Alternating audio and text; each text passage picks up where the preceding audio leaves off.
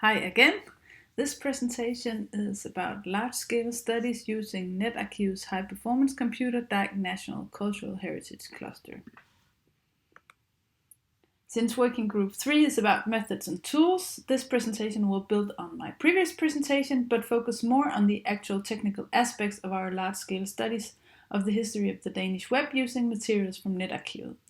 This project is run on the supercomputer at the Royal Danish Library, the DAG National Cultural Heritage Cluster, and I'll talk about the infrastructure, how we prepare the materials for study, including how we build our corpora, and give examples of how we run the actual analysis.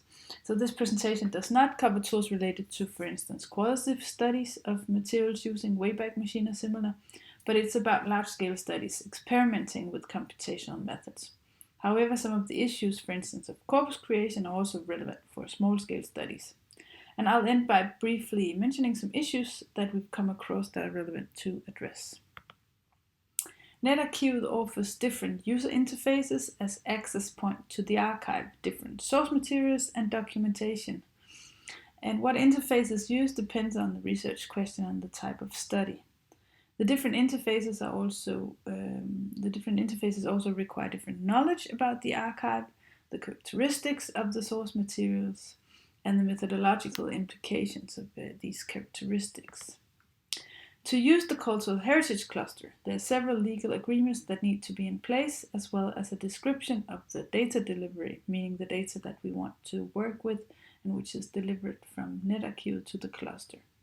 I'm not going to go into all the specs of the cluster, but I want to mention that we're very lucky to have web-based remote access via VPN to a dedicated virtual machine, so we can work from our office or at home, and that there are different tools and interfaces that can be used with the cluster. For our project, we use RStudio as environment, we use Embarrass web interface to view folders, and X2Go to see resource allocation, check progress, kill applications if necessary, etc. As a pilot project, not just runtime, but also preparation of the data, and IT developer support is included, which is a great advantage. So we can use the IT developer support both for the so-called ETL process, extract, transform, and load, where the relevant data are extracted from Netarkivet, transformed into data frames and loaded onto the cluster, and we could use it for the analysis that we want to do.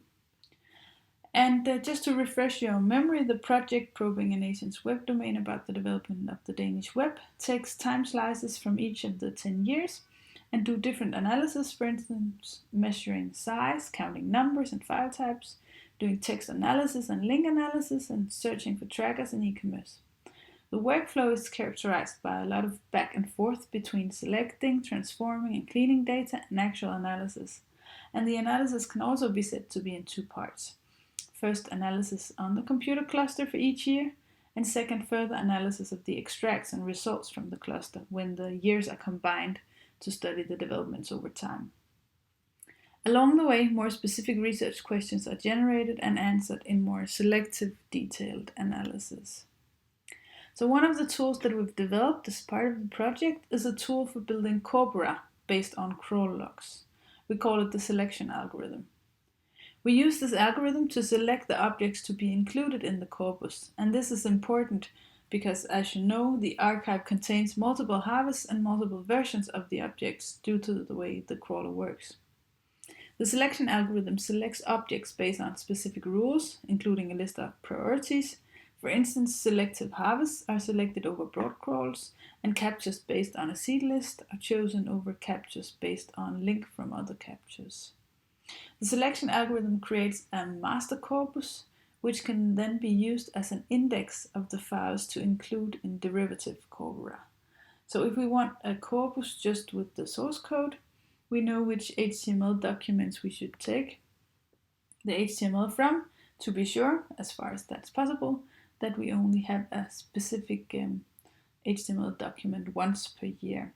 So this master corpus can be used to generate the other derivative corpora that we need for the different analysis.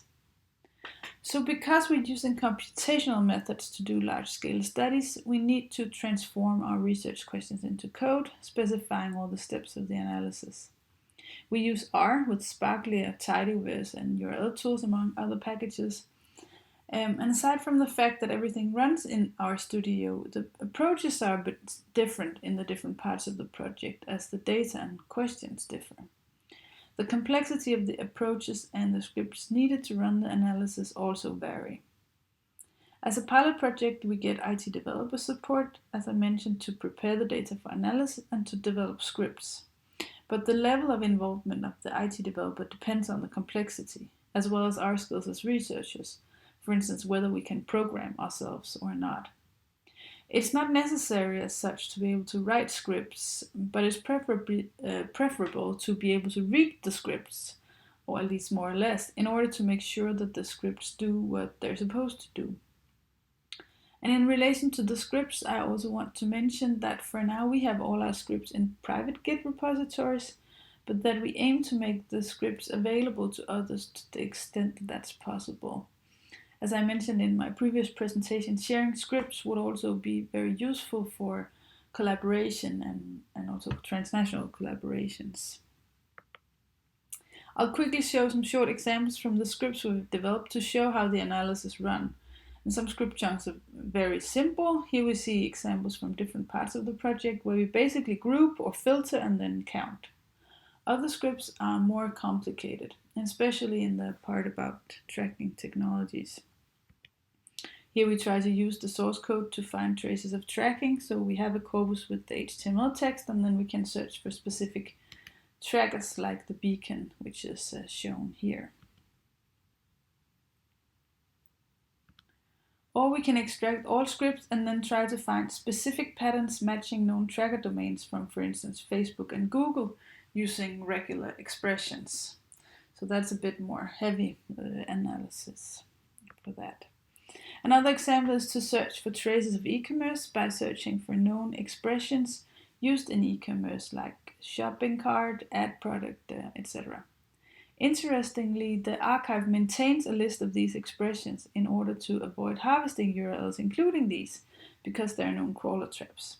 So the links are not actually archived, but we can still use the method to find domains with e-commerce because the links are mentioned in the source code. I'll end by mentioning some of the issues that we have encountered in our work, and we'd be very interested to hear if any of you have encountered similar issues and have suggestions as how to handle these, or know of tools that can help handle these, or have developed tools. So the first is issues with the heretics frontier, which in many cases works so that discovered URIs are crawled only once. And this can cause problems for some analysis. For instance, say a specific picture is used on many websites, and we want to count the number of times this specific image is used. Then the number might be skewed because the picture was only crawled once within a crawl job, even if it was discovered multiple times. And this forces us to think about how we create corpora and how we count. Another issue has to do with how we handle embeds from other domains, and the question of whether such embeds are part of the website they're embedded in or not. We also struggle quite a bit with discovery paths, and especially how to handle speculative embeds and figuring out if we can use the discovery path to trace embeds in several levels. Finally, even if we use tools to help parse URLs, it's a challenge to define sufficient rules for deciding which URLs are part of the same domain. So comparing on host or domain or subdomain, and it sounds easy, but it's actually not so much for instance, looking to decide which things are from third-party domains. So I hope this network will also be a forum for discussing issues such as these, so that we can exchange knowledge and maybe try to use tools that each other has developed, if possible, or maybe figure out a way forward to develop tools for something like the issues that we come across when we study national web domains. So thanks for listening, and I'm looking forward to talking more to all of you about these exciting things. Thanks.